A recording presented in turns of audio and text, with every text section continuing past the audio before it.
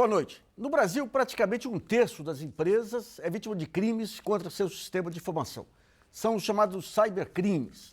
Os dados são da PricewaterhouseCoopers. Há ainda uma estimativa de que mais de 70% das empresas do país concentram sua segurança em sistemas de proteção contra hackers e crackers, mas deixam de lado medidas simples para evitar falhas humanas na preservação de dados sigilosos. No Brasiliana de hoje, vamos falar sobre as fraudes mais praticadas pelos hackers, como acontecem e como evitá-las. Para isso, contamos com a presença de Rui Cabral de Moraes, que é membro da Comissão Estadual de Crimes de Alta Tecnologia da OAB São Paulo, Lohan Serrafini, que é sócio-diretor da Velurs International, consultoria especializada em segurança e gerenciamento de riscos, e no estúdio no Rio de Janeiro participam Walter Capanema, coordenador do curso de Direito Eletrônico da Escola de Magistratura do Rio de Janeiro, e Lincoln Werneck, consultor em segurança da informação e comunicações, além de fundador e cofundador do Instituto Coaliza. E também está com a gente o jornalista Marcelo Zanini, que vai fazer perguntas dos telespectadores. E hoje o programa é ao vivo, você pode participar pelo site www.brasilianas.org. Nessa primeira parte do programa, vamos saber quais são as fraudes mais praticadas contra empresas aqui no Brasil. Eu vou perguntar para o Lohan, que é sócio-diretor da Velurs International, quais são os crimes mais comuns praticados aqui no Brasil que vocês identificaram? Na verdade, tem vários crimes no Brasil. Tem as fraudes, que é crime bem conhecido, especialmente esse ano. O sector bancário foi vítima de muitas fraudes, que chamamos às vezes o phishing também, que é a maneira das pessoas colocar na internet uma página web falsa e você vai entrar, senha, conta de banco, tudo isso. Então você pode ser vítima de roubos de dados assim. Tem o roubo de informação feito pelos hackers que vão entrar no sistema e tentar roubar dados, às vezes confidenciais, para dar na concorrência ou simplesmente para desafio.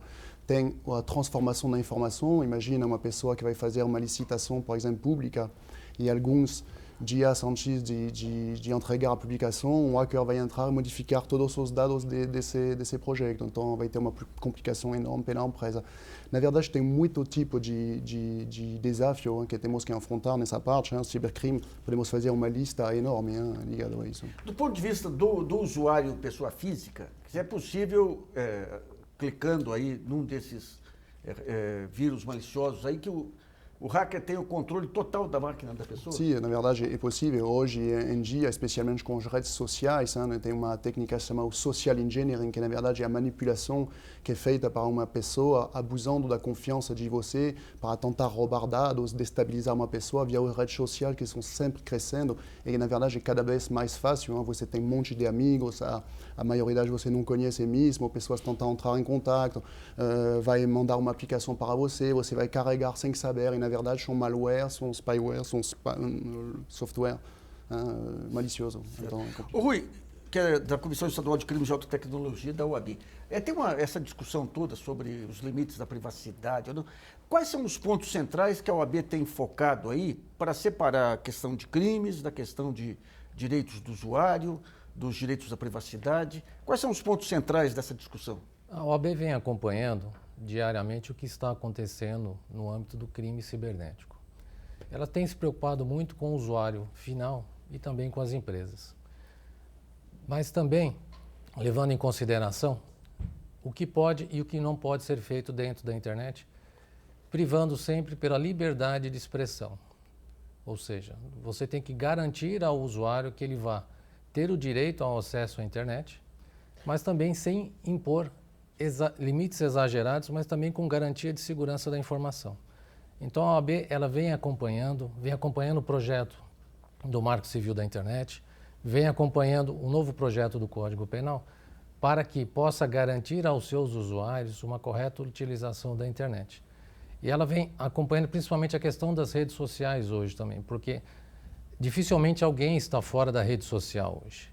E muitos crimes, muitas informações hoje são perdidas pela rede social. São perdidas em que sentido?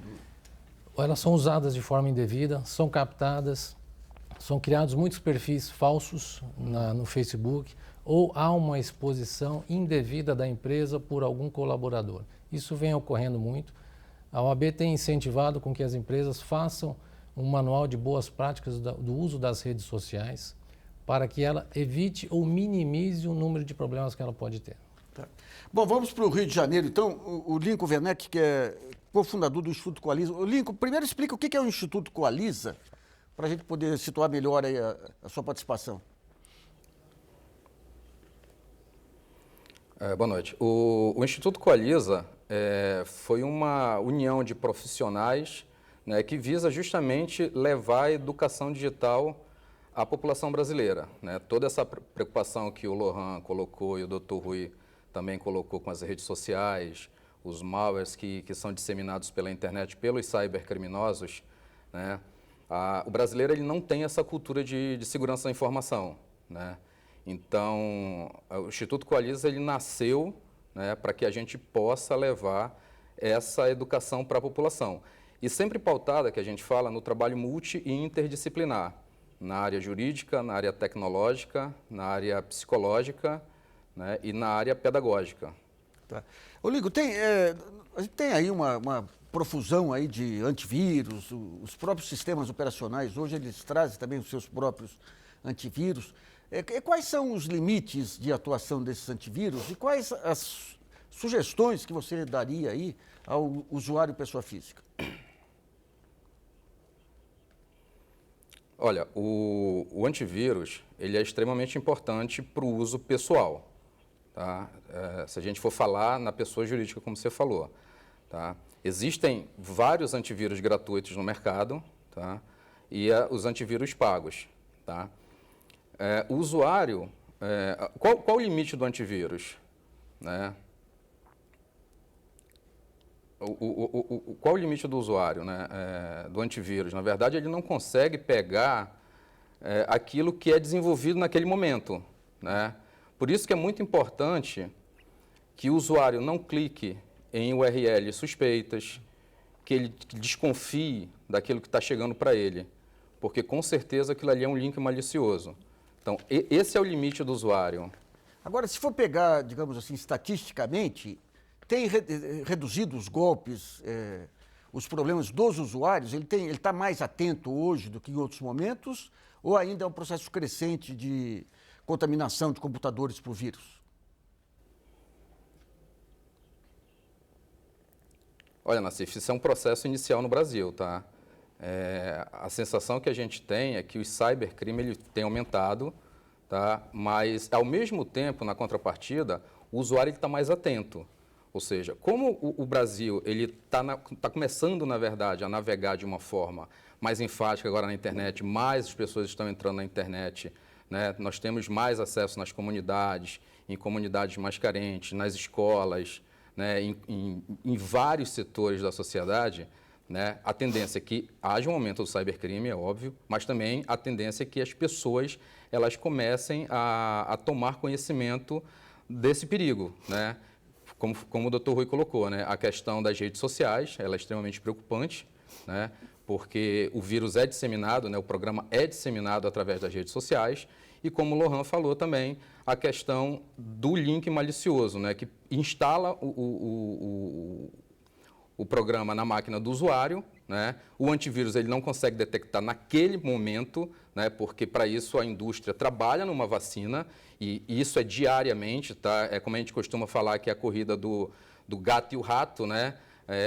Eles estão um pouco à nossa frente, a indústria corre e pega também na frente, quer dizer, isso é um ciclo que tem e isso só vai diminuir realmente quando a população tiver essa segurança da informação imputada na sua cultura, né? No seu dia a dia. Certo. Eu queria ver com o Walter Capanema, que é coordenador de Direito Eletrônico da Escola da Magistratura e também da OAB, de que maneira que se analisam aí, porque você tem hoje em dia, digamos, esses vazamentos de informação, a gente tem uma indústria de arapongagem em Brasília e tem também muita vinculação, às vezes, de criminosos com a própria mídia, com a divulgação aí de notícias que, a partir de receptações aí criminosas aí. De que maneira que a OAB vê esse fenômeno aí?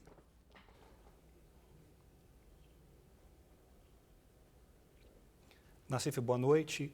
Em primeiro lugar, essa questão do crime eletrônico, dessa arapongagem, infelizmente não decorre só do Brasil. tem um caso famoso, um caso dos jornais ingleses, em que se verificou que a notícia divulgada no jornal surgia a partir de um grampo ilegal realizado pela internet. O que é importante dizer é o seguinte, que esse crime de arapongagem, que cada vez mais se torna moderno e cada vez mais se dissemina, ele já tem previsão legal já há muito tempo. Nós temos a Lei de Interceptação Telefônica e Interceptação de Dados, que é uma lei de 96, e que estabelece no seu artigo 10 o crime de realização de interceptação telefônica e de dados, portanto, de arapongagem, sem autorização judicial. O grande problema é que a pena, eu entendo que não é proporcional à gravidade do delito. É uma pena mais ou menos entre 2 a 4 anos. Então, o que acontece é que realmente a OAB do Rio de Janeiro tem uma preocupação de combater esse tipo de delito e de orientar o usuário a como se proteger para evitar esse tipo de ataque. Então, agora, quando a gente vê nos últimos anos aí, houve uma disseminação de capas, de revistas, de manchetes e tudo, tendo como pano de fundo aí um grampo, e muitas vezes sem você saber se o grampo se o que foi reproduzido era fiel ao próprio grampo também aí. Nesse caso, qual que é a responsabilidade objetiva da publicação e do jornalista quando dissemina o fruto de uma ação criminosa?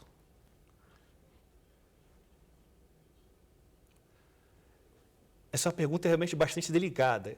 Em primeiro lugar, é preciso verificar se essa responsabilidade ela não vai ser apenas na seara penal. Ela pode ser também na seara civil. Aquela pessoa que teve a sua intimidade, a sua privacidade violadas, pode, de acordo com o Código Civil, de acordo com a própria Constituição, procurar buscar os seus direitos na Justiça. Ela pode processar tanto o jornal quanto o próprio jornalista que permitiu essa divulgação desses dados. Certo. Bom, eu volto para o Lohan. Lohan, hoje em dia, digamos, a gente tem... A Polícia Federal está aparelhada a combater crimes cibernéticos, o FBI, você tem praticamente toda a estrutura de segurança do Estado e da bandidagem também.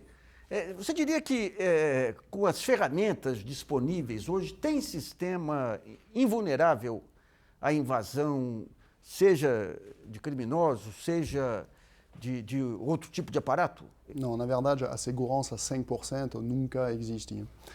Para dar um exemplo, a União Europeia fez uma pesquisa. Hoje, cada dia, tem 1 milhão de crimes cibernéticos no mundo, cada dia. Então, você imagina o tamanho e a dificuldade do serviço da Polícia Federal, por exemplo, brasileiras, que são apenas dezenas para tratar desse fenômeno. Imagina o tamanho do Brasil, quase 200 milhões de pessoas. A dificuldade é grande. Tem algumas ferramentas para dificultar o trabalho dos criminosos. Por exemplo, nós falamos dessas conexões internet, tudo isso. Hoje, você tem, por exemplo, arquivos sensíveis.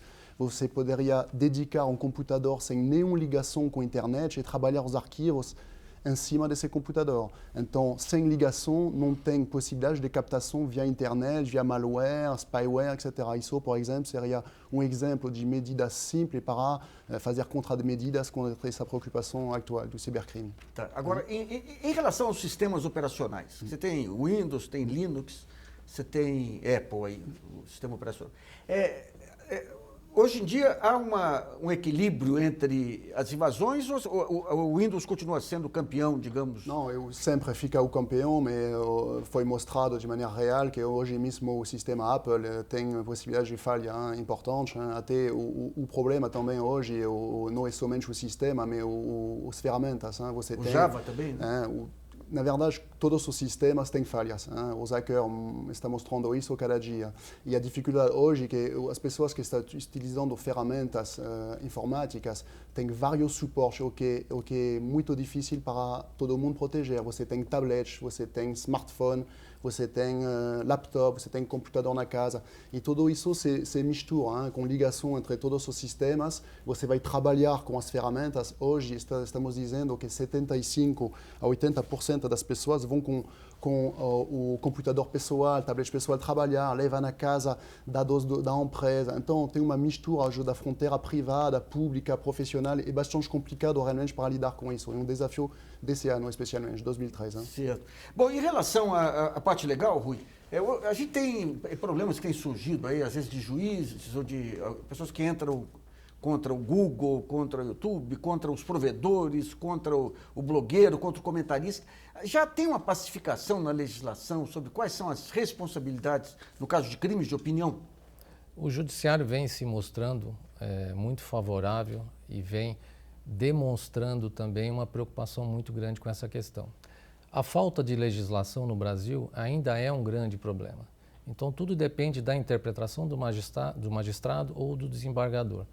Mas hoje o judiciário vem dando ganho de causa ao usuário que teve uma lesão, que sofreu um dano, seja ele material ou moral. Então, hoje o judiciário vem dando amparo, desde que devidamente comprovado. Um grande questionamento e uma grande dificuldade, às vezes, é de fazer a prova da forma correta para que se possa demonstrar efetivamente o dano. Porque o dano ele só vai ser reparado se comprovarmos efetivamente a sua existência. E para isso é onde entram os peritos da área de TI, da área de tecnologia, para fazer a coleta da prova de forma correta, para que sim, o magistrado ou os tribunais superiores deem ganho de causa a este usuário ou a esta empresa que teve o seu sistema invadido ou um dano gerado. Então, mas vamos pegar alguns casos recentes. Um desembargador em São Paulo, um dia desses aí, ele condenou o YouTube a tirar um determinado vídeo do ar, ameaçando tirar o YouTube do ar mesmo. A Google alega que ela é uma mera hospedeira e a responsabilidade tem que ser de quem coloca a informação ou vídeo. Esse aspecto de responsabilidade civil aí já tá pacificado ou ainda não? Ainda não.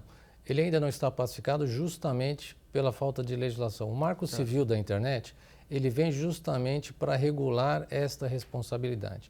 O que vem acontecendo é o seguinte, o usuário ele faz um post ou faz uma inclusão de um vídeo ou alguma mensagem, seja no Google ou no YouTube, que possa gerar um dano a alguém. Logicamente, o Google vai ser notificado para que retire. Ele pode ou não retirar no primeiro momento, mas caso ele não retire e esta invasão ou a geração de dano ocorra, o judiciário sim vai determinar que o Google retire, porque se no primeiro momento ele não retirar, ele vai passar a responder solidariamente pelo dano. Bom, o jornalista Marcelo Zanini tem uma questão enviada por um telespectador. Lembrando que o programa de hoje é ao vivo e você pode mandar pergunta pelo site www.brasilianas.org. Marcelo. Nassif, tem várias perguntas aqui sobre Internet Banking. O José Tonoli, de Porto Alegre, do Rio Grande do Sul, ele pergunta qual o risco atual do uso do Java no Internet Banking. Vários bancos brasileiros baseiam-se nele. O que fazer, né? Tem como se não ser vítima dos crimes cibernéticos aí? Bom, Lincoln, você podia explicar para a gente o que ocorreu com o Java aí, que foi identificado, o que está sendo feito para corrigir? Na verdade, esse problema com Java ele ocorreu na sexta-feira, né? Foi identificada uma vulnerabilidade que na área da segurança da informação a gente chama de Zero Day, né? E que estava sendo amplamente explorada pelos cybercriminosos. O quanto isso foi explorado, a gente não tem ideia, a gente não tem esses números, até porque é muito recente, né? Então, pegou todo mundo de surpresa, foi numa sexta-feira, né? E não é a primeira vez que o plugin do Java, na verdade, apresenta esse problema, né? E por ter ocorrido na sexta-feira, muita gente ficou receoso nesse assunto, né?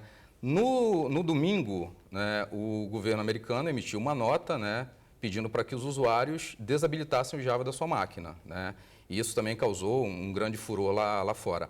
O problema todo no Brasil é que alguns bancos brasileiros, como foi a pergunta do ouvinte, usam esse plugin para acesso às suas contas bancárias, né? E a recomendação que foi dada no sábado foi para que esses usuários desabilitassem, né, o plugin do Java e evitassem de usar o banco, né, virtual pela internet, né? Hoje, na verdade, ontem, essa vulnerabilidade foi corrigida, né, pelo fabricante e foi liberado o patch de atualização, né? E hoje foi noticiado que isso estava ok. Agora, parar de usar o Java, não parar de usar o Java, isso foi uma discussão que foi travada hoje no período da tarde, né? Se vai usar, se não vai usar. É meio complicado. Por exemplo, quem tem smartphone, né, use o aplicativo fornecido pelos bancos. Tá? Quem usa o sistema operacional Android, quem usa o sistema operacional da Apple, o iOS, baixe da loja que tem um aplicativo lá. Se você for usar o banco pela internet, né, a recomendação é que você só use da sua máquina. Você não use o smartphone emprestado, você não use um computador de um amigo, você não use o computador de uma lan house para acessar a sua conta bancária, que é muito provável que você possa sofrer um ataque ali e ter seus dados comprometidos e principalmente seus dados bancários, né? Ô, Lico, explica direitinho esse plugin aí, qual que era a função dele dentro do sistema Java aí, que tipo de informação que transitava sobre ele, como que era explorada essa falha? Na verdade, Nassif, o plugin do Java, né, os bancos brasileiros, eles usam... quando começou isso? Quando o teclado virtual ele surgiu para você validar o seu acesso à sua conta bancária, que a gente chama, na verdade, de fator 2 de segurança, né? Você sabe o seu usuário e sua senha, você usa a sua senha para acessar a sua conta bancária. Então, foi desenvolvido um teclado virtual, né? E a partir desse momento, foi criado esse plugin. Os bancos, os desenvolvedores criaram para você fazer acesso à sua conta bancária. Na verdade, ele te dá a permissão para fazer isso, né? A partir do momento que você tem essa vulnerabilidade, você tem uma brecha, né? O que acontece? O antivírus ele não vai conseguir pegar esse vírus que está entrando por essa brecha, tá? Então, o que acontece? A pessoa, ela entra, o banco vai pedir, né, para que você coloque sua senha, tá? O plugin do Java não vai estar funcionando, porque vai estar com essa vulnerabilidade, tá? Ela vai ser explorada, porque, na verdade, ela vai estar com a porta aberta, né? O atacante, o cybercriminoso, ele vai usar essa porta para instalar um malware na sua máquina. E, a partir desse momento, as pessoas perguntaram, pô, mas o antivírus não pega? Não tem como pegar, porque é tudo muito recente, né? A indústria correu atrás também, né, para criar a vacina. Mas o que acontece? A partir desse momento, o atacante ele tem acesso à sua máquina, né? E a partir do momento que ele tem acesso à sua máquina, ele tem acesso a todos os seus dados, né? Inclusive os seus dados bancários. Então, daí só para encerrar esse primeiro bloco, eu pergunto ao Walter Capanema, então, no caso de haver prejuízos e tudo, de quem que é a responsabilidade? Quem banca o prejuízo? É o usuário ou o banco? Essa realidade é uma questão muito interessante e que despertou uma grande análise da jurisprudência. Porque o que as empresas bancárias, o que os bancos costumam dizer é o seguinte, que esse problema ocorreu do ponto de vista do usuário, ocorreu na máquina dele, como o Lincoln falou muito bem. Quando o usuário permite a instalação do phishing, do malware, o problema ocorreu do lado dele, não foi do lado do banco. Se não foi do lado do banco, então, pela tese do banco, seria a culpa exclusiva do usuário, do seu consumidor. Mas essa tese, na jurisprudência, não tem colado muito. O que prevalece na nossa jurisprudência, e até que nós temos uma súmula do STJ a respeito, diz que, em havendo fraude bancária, que a jurisprudência chama de fortuito interno, quem deve ser responsabilizado é o próprio banco. Porque o banco ele não produziu um programa, um sistema extremamente seguro a impedir esse tipo de ataque. O que acontece é que nós estamos vendo aqui na prática uma briga armamentista entre os crackers, os criminosos, e os criadores de antivírus, os criadores de sistemas de bancos, porque cada vez que o banco melhora a sua proteção, vêm os crackers e desenvolvem uma outra tecnologia. Mas, apesar dessa briga, o que prevalece na jurisprudência é que a responsabilidade pela fraude bancária, seja física, mas principalmente eletrônica, é da instituição bancária. Firme. Nós vamos fazer um intervalo e voltamos daqui a pouquinho.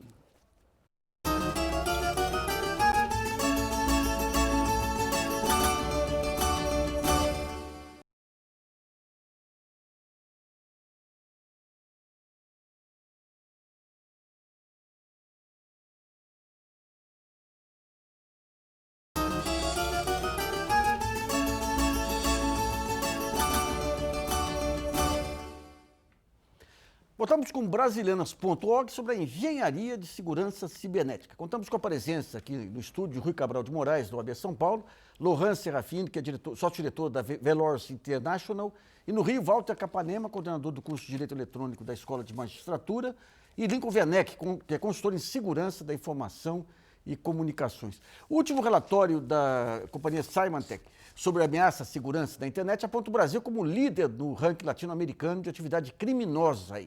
O país também está em 4º lugar no ranking global de crimes cibernéticos. Nesse bloco do Brasilianas, vamos discutir um pouquinho sobre os investimentos necessários para combater esse crime.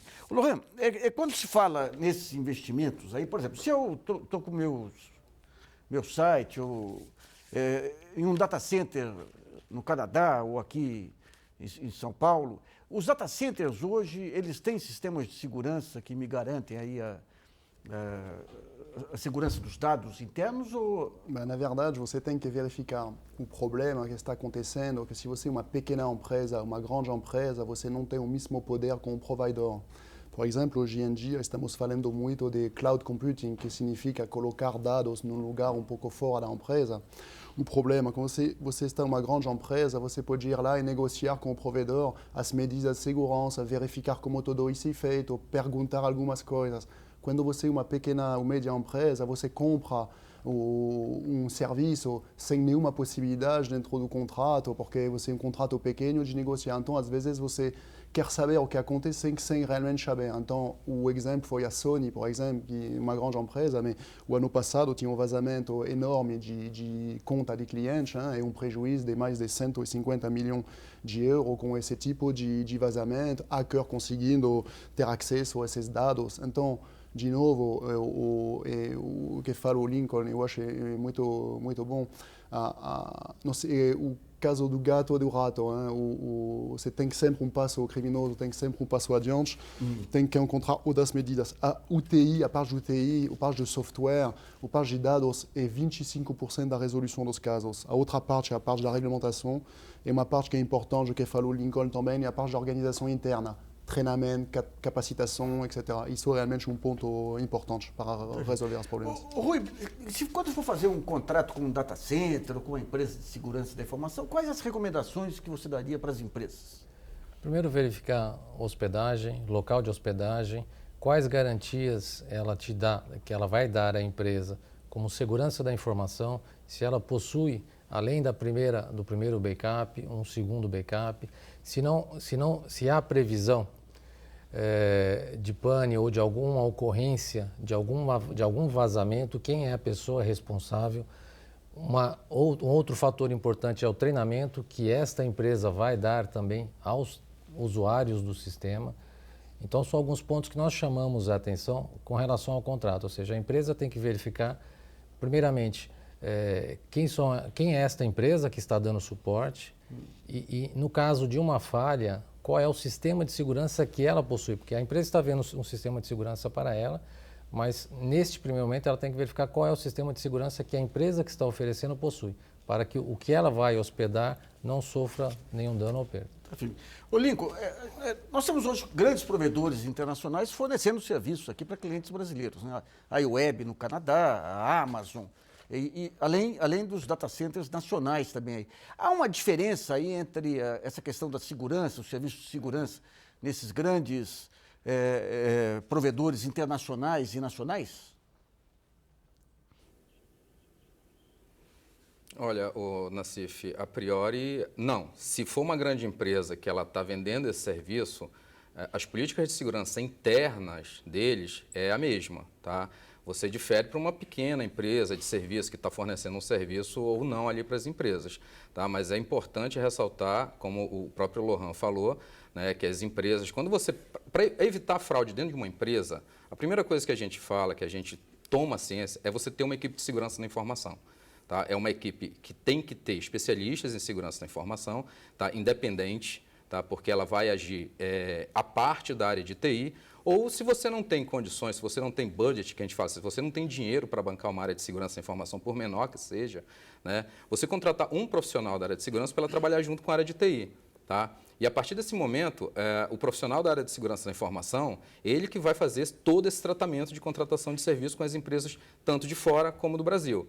Tá? Agora, o nível de serviço que a gente chama que essas empresas fornecem, elas são muito bons. Tá? Agora, não quer dizer que você não possa ser invadido. Tá? Existe uma técnica, por exemplo, que é feita, que é chamada de pen test, que é o teste de penetração, né? Que é um teste periódico, que isso verifica se sua empresa está bem segura, inclusive até para proteger de onde você está sendo hospedado, certo?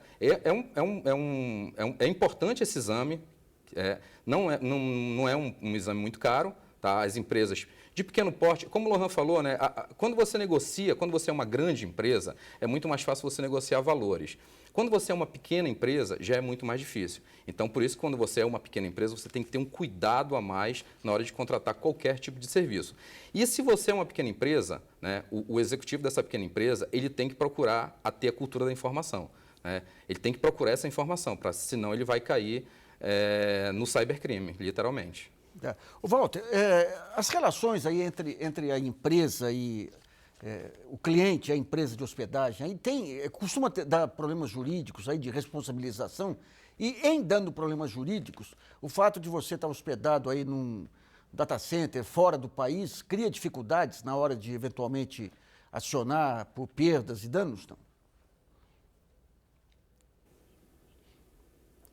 Nós temos na prática diversos problemas em relação a isso, porque normalmente esses tipos de contratos são contratos de adesão, ou seja, a parte mais forte, que normalmente é o provedor, ele já impõe as suas cláusulas. Cabe só à outra empresa, ao cliente, aderir. Ou ele concorda com tudo, ou ele não concorda com nada. Então, o que acontece? Por uma dessas partes poder definir quais são as cláusulas, muito dessas cláusulas são abusivas. E é curioso que esse tipo de contrato, ele não exige uma formalidade legal tão grande de ser impresso, entregue em 2 vias. Nós, diariamente, assinamos contratos como esse quando nos filiamos a um serviço. Todos nós somos filiados a alguma espécie de serviço de nuvem e há, nesse processo de inserção, um chamado termo de serviço. Esse termo de serviço são aquelas diversas cláusulas escritas muitas vezes em inglês ou em termos muito técnicos, em que o usuário vai na fé e assina sem ler. Ele clica no eu concordo ou I agree. Então, o que acontece? Quando um advogado olha com mais calma essas cláusulas, ele verifica que muitas delas são totalmente absurdas e que não seriam sequer admitidas se fossem analisadas de acordo com o direito brasileiro. 2 exemplos muito interessantes seriam, em primeiro lugar, o Dropbox. O Dropbox, o serviço de distribuição de arquivo em nuvem, diz que qualquer tipo de dano que ocorra em sua base de dados, se os seus arquivos forem danificados, o Dropbox não tem responsabilidade civil. Ou seja, ele já está se eximindo previamente de qualquer responsabilidade. Isso, para o direito brasileiro, é totalmente abusivo. Uma outra cláusula que também é abusiva e que as pessoas não leem, mas assinam, tem a ver com o serviço iTunes. O serviço iTunes diz que se ele suspeitar que o usuário estiver cometendo uma infração, quer dizer, se ele suspeitar de um cometimento de infração, ele pode rescindir o contrato sem qualquer direito ao usuário. A grande dificuldade em promover a ação contra essas empresas é que, normalmente, elas se hospedam em outros países, em Estados Unidos, Inglaterra. Nada impede que o usuário ele promova a ação no Brasil, mas o réu vai ser citado no país dele. A dificuldade vai ser que a citação vai exigir uma carta rogatória, ou seja, um procedimento que vai traduzir essa citação e enviar para o estrangeiro, vai exigir um advogado para acompanhar e é um procedimento demorado e custoso. Bom, uma dica para quem usa Dropbox, esse serviço de nuvens aí, baixe todos os arquivos nos seus computadores, em casa ou no trabalho, para não ficar dependendo exclusivamente dele em nuvem. Bom, o Marcelo Zanini tem mais uma pergunta dos telespectadores. Hoje o programa é ao vivo e você pode mandar pergunta pelo site www.brasilianas.org. Marcelo. A Fátima Oliveira, de Maceió, lá de Alagoas, ela pergunta, tendo em vista que o chamado cybercrime atinge 32% das empresas brasileiras em média por ano, qual seria a margem percentual ideal que as empresas brasileiras deveriam ter como meta? E quanto, em termos financeiros, custaria atingir esse nível de segurança? É possível estimar isso? Lohan.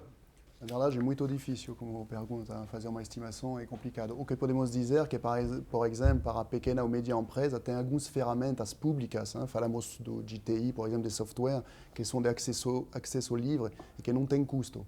Então, por exemplo, tem um software que se chama Acrypt, que é um software de criptografia. Esse software é público. Então, por exemplo, se você tem dados sensíveis dentro da sua empresa, você pode proteger com esse software. Isso o custo é zero.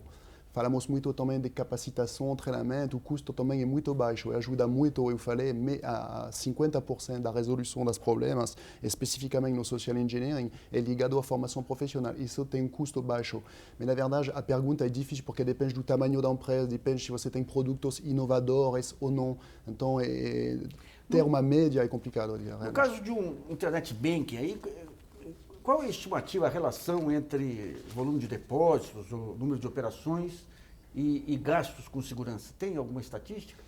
Na verdade, hoje estamos dizendo que uma empresa está gastando quase 15% dos recursos de segurança para a área de TI.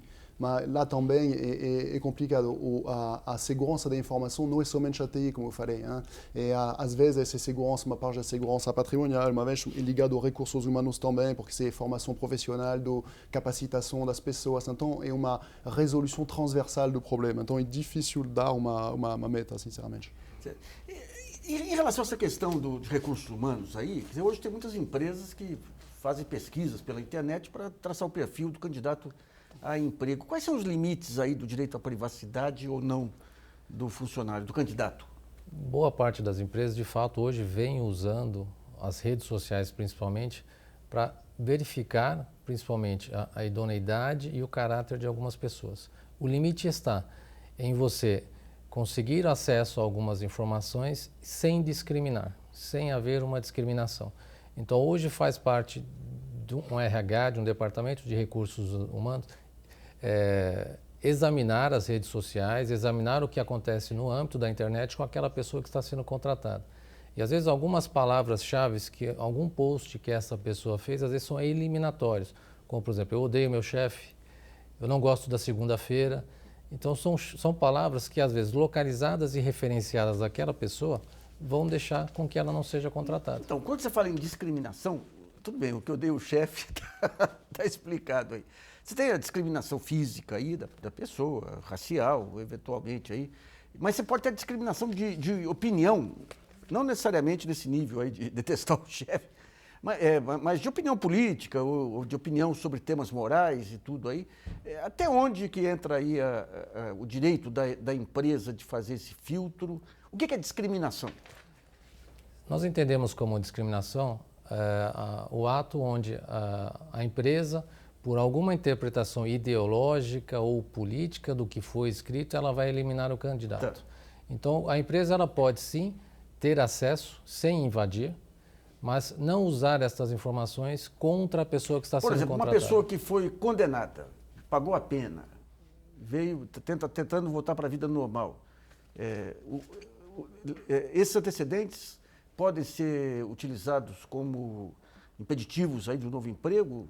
Podem, depende da função que essa pessoa vai exercer. Se é uma função de segurança ou onde vai ter uma exposição muito grande da empresa, a empresa pode sim negar a contratação desta pessoa. Tá.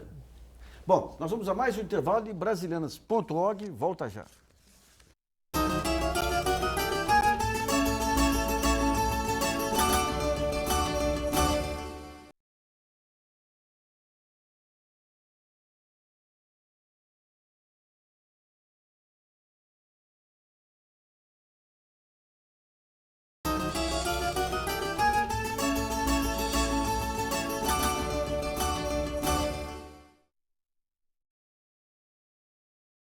Outro dia eu escrevi sobre a etiqueta na internet, ela trouxe à tona uma violência nas discussões que a vida presencial já não tinha mais aqui nesse país.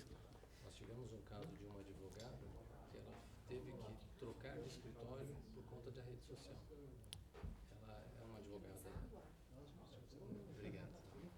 Ela é uma advogada que possui uma tatuagem nas costas e na rede social ela publicou uma foto dela da tatuagem, com as costas sem blusa, mostrando a tatuagem.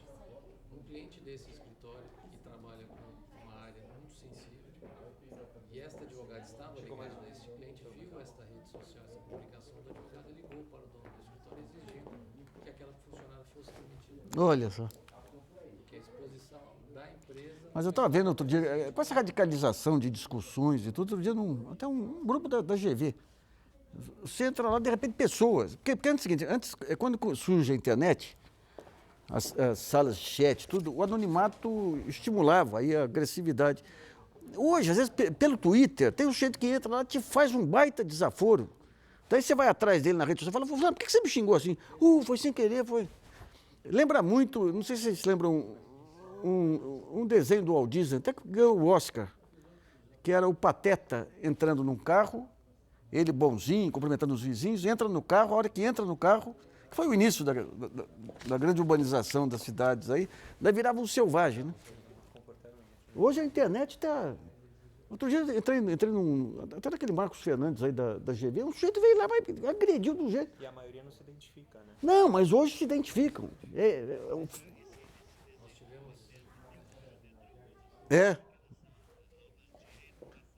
isso. Eu tenho uma discussão com o meu neurologista, que é um grande pensador, que eu acho que a internet ela veio para... É civilizatório. Ele acha que todas as taras e tudo vem à tona, esses grupos de pedofilia, de... Agrega e desagrega. Mas como todo veículo novo, assim, depois aparecem as... Tem uma pergunta legal que chegou agora sobre comportamento, mas a gente vai falar de Marcos Civil. É o comportamento, sim.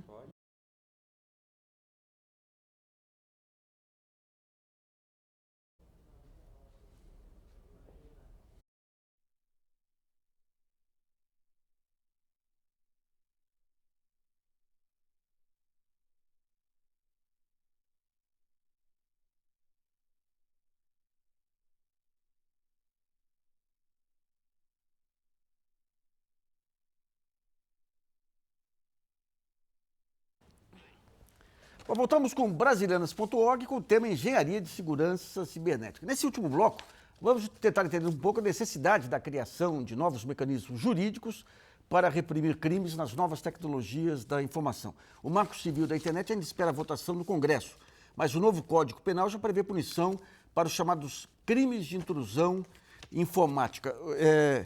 Bom, como nós terminamos em São Paulo o último bloco, eu vou para o Walter Capanema. O que são esses crimes de intrusão cibernética, Walter? Olha, na realidade nós tivemos em novembro, no final de novembro, duas leis, a chamada Lei Carolina Dickmann e a Lei Azeredo, que foram aprovadas. A que é mais importante é justamente a Lei Carolina Dickmann, porque basicamente ela traz aí dois delitos informáticos muito importantes. Ela traz aí, em primeiro lugar, a invasão de dispositivo informático. Essa invasão de dispositivo informático, esse crime, ele tem alguns problemas muito sérios que na prática vão dificultar a sua aplicação. O primeiro deles é que ele estabelece uma pena muito pequena, uma pena de 3 anos, de 3 meses a 1 ano. E por ser um crime que tem a pena de até 1 ano, ele vai ser julgado de acordo com um juizado especial. Nesse juizado especial, dificilmente vai se impor ao réu uma prisão. Ele vai pagar uma cesta básica, entre aspas, vai pintar uma parede, vai cuidar de uma casa de idoso, mas ele não vai ter a sanção mais importante, que é ser preso. E uma outra característica que é muito importante, um grande defeito da lei, é que ela é uma de difícil classificação. É difícil verificar qual é a conduta que o crime está proibindo, porque ele estabelece a invasão de dispositivo informático mediante violação indevida. Quer dizer, invasão obviamente vai ser indevida e obviamente vai ser uma violação. Mas o que seria esse dispositivo informático? É um computador, é um tablet, é uma geladeira, é um Tamagotchi, é um carro com injeção eletrônica e acesso à internet? Então veja que a lei, embora ela tenha tratado de um tema tão importante quanto o cybercrime, ela pecou por não saber definir qual é a conduta e a pena dela. Outro crime que a lei trouxe é uma conduta que costuma ser praticada muito na internet, que são chamados ataques de negação de serviço. Ou seja, vários computadores em vários lugares do mundo começam a acessar ao mesmo tempo um determinado site e essa sobrecarga de acesso acaba colocando o site fora do ar. Isso é muito comum e realizado por cyberativistas, pelos anônimos, mas é também uma ferramenta de cyberguerra. Veja, por exemplo, que em 2007 houve aí uma guerra entre a Estônia e a Rússia praticada por esse ataque. Mas no Brasil, esse crime trazido para o Código Penal traz apenas uma pena de 1 a 3 anos. Ou seja, é uma conduta extremamente lesiva, mas com uma pena pequena. Deixa eu perguntar ao Lohan, quando tem esses ataques em massa, é possível identificar os IPs dos computadores ou hoje em dia, digamos, com todas essas jogadas de você pegar IP e para outro IP, tudo fica impossível a localização do ataque? Na verdade, quando um hacker está trabalhando, ele deixa a evidência do trabalho que ele está fazendo. Sempre deixa. Então, hoje, por exemplo, eu acho que o Brasil está no bom caminho, criando, por exemplo, o Centro de Defesa Cibernética, falamos de ciberguerra. O Brasil, no passado, criou um centro de defesa cibernética do Exército com pessoas capacitadas para tentar ver esse tipo de ataque. Lá é o nível do Estado, que é um nível importante, que dá uma impulsão. Então, na verdade, sim, tem possibilidade, sim. Só uma pergunta técnica. Eu tenho meu blog lá que as pessoas vão se cadastrar. Eu recebo diariamente, e tem aquele CAPTCHA, né, que chama aquelas letras para colocar comentário, que você tem que colocar o código lá para colocar o comentário. Eu recebo diariamente, mas dezenas de spams de pessoas de várias partes, aí, vários IPs aí, que se cadastram no meu blog, não são aprovados, não são autorizados. O que esses spams fazem?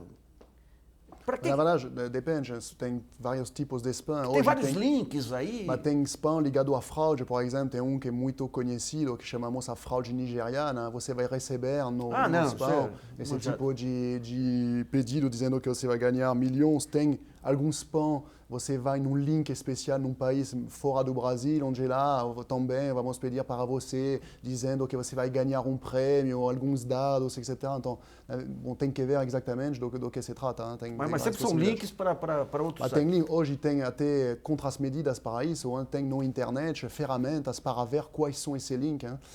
Você pode ver a partir do URL, você coloca o link que você tem, ele vai dizer realmente um site confiável ou não. Certo.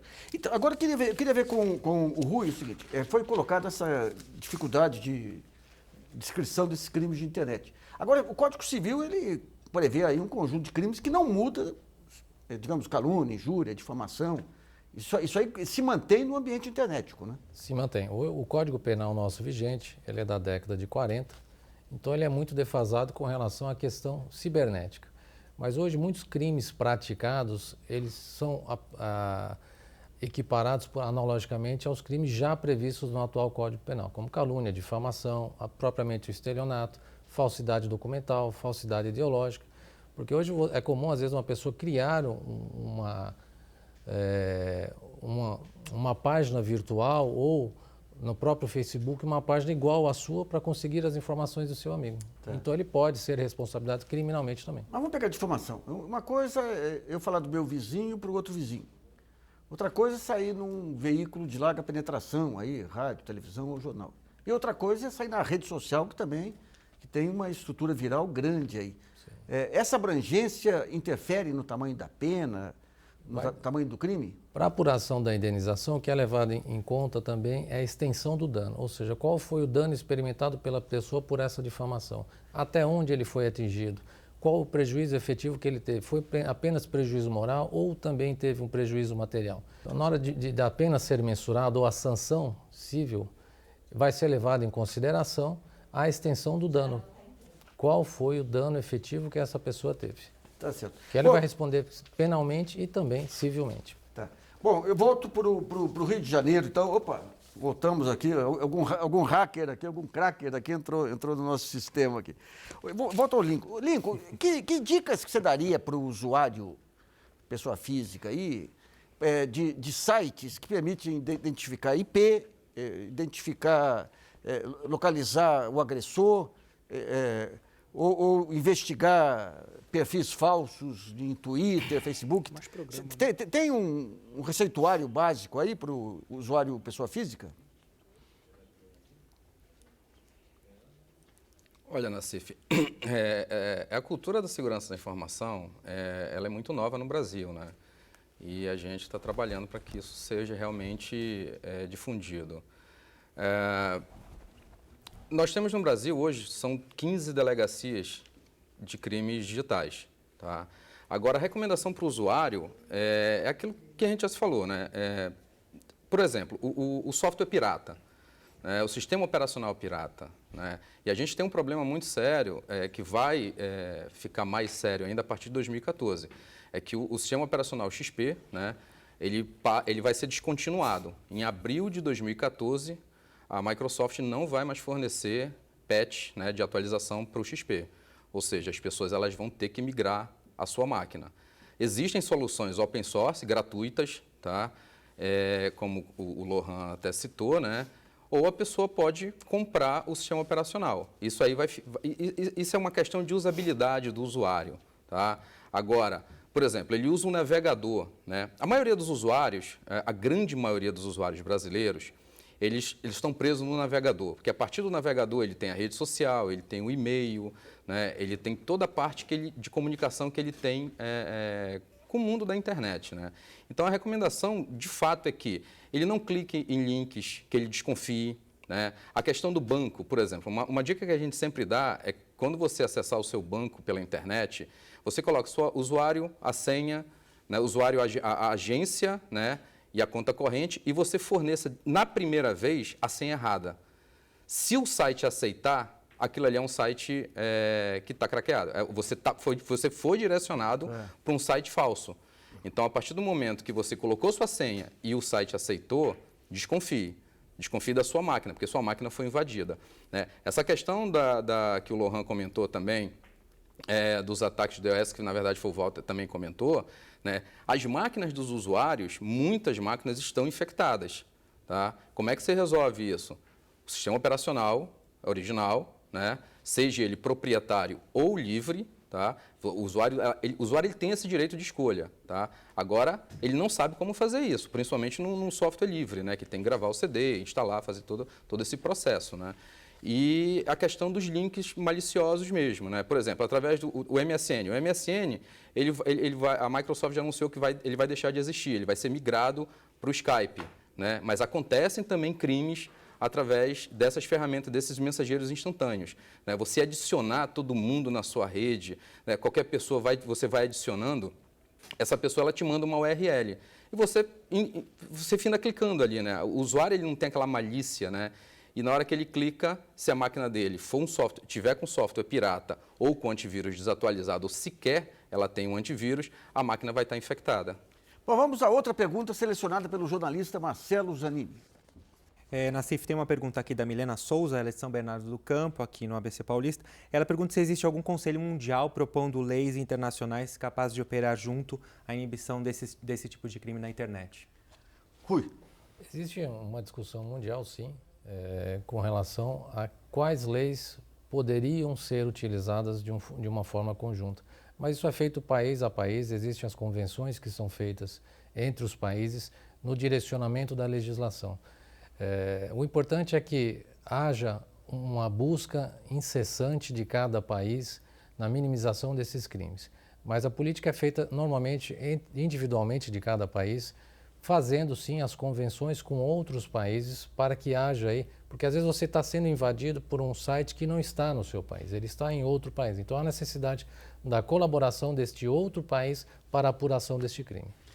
Essa questão dessa colaboração das diversas polícias aí contra o crime organizado internacional, de certa forma contempla também essa uniformização das ações na internet? Sim, porque a política lá tem que ser uma única, ou seja, o combate ao crime. Então, se houver uma uniformização das políticas e da legislação, fica mais fácil pegar os criminosos e vai ficar mais difícil para os criminosos em qualquer área do mundo que ele esteja. Tá, filho. Bom, Brasilianas.org sobre engenharia de segurança cibernética termina por aqui. Agradeço a participação de Rui Cabral de Moraes, membro da Comissão Estadual de Crimes de Alta Tecnologia do AB São Paulo, Lohan Serafini, que é sócio-diretor da Velors International, Walter Capanema, coordenador do curso de Direito Eletrônico da Escola de Magistratura do Rio de Janeiro, e Lincoln Werneck, consultor em segurança da informação e comunicações. A você que nos assiste, muito obrigado. Não deixe de participar do site www.brasilianas.org, mandando perguntas, trabalhos e vídeos. Esse espaço aqui também é seu. E voltamos na próxima segunda-feira, às 8 da noite. Até lá.